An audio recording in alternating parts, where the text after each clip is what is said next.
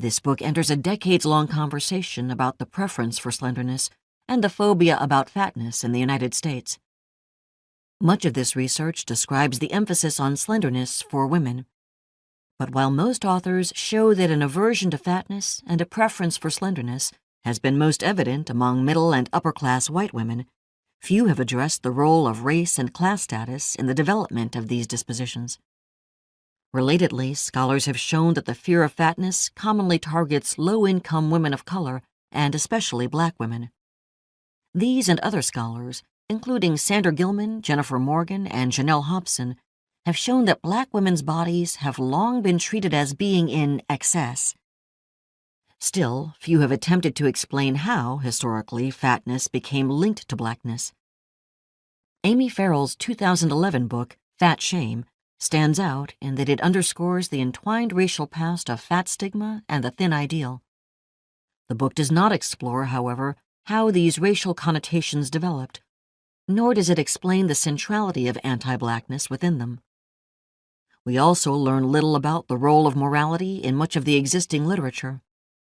R. Marie Griffith's landmark 2004 text, Born Again Bodies, Flesh and Spirit in American Christianity, shines in this respect, offering a compellingly deep dive into the admonitions against gluttony and fatness in Christianity. Nevertheless, though it reveals that during the 19th century the fit body was used to buttress claims of racial and ethnic superiority, questions remain about how these relationships developed and were popularized within the American mainstream.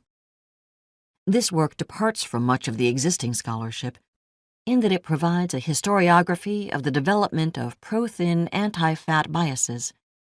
That is, while several studies have explored the historical antecedents of our contemporary size biases, none, to my knowledge, have endeavored a historical analysis that examines the key figures involved in their propagation, as well as the sociocultural and political factors contributing to their reinforcement. This book seeks to address this gap as possibly the first historical study of fat phobia and thin fetishism in the West, with an emphasis on the intertwined racial, gender, and moral issues involved in their advancement.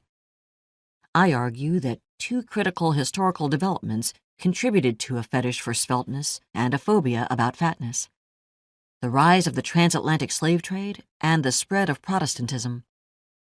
Racial scientific rhetoric about slavery linked fatness to greedy Africans, and religious discourse suggested that overeating was ungodly.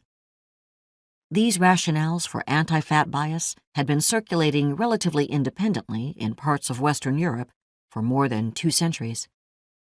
Not until the early 19th century in the United States, in the context of slavery, religious revivals, and the massive immigration of persons deemed part Africanoid, did these notions come together under a coherent ideology.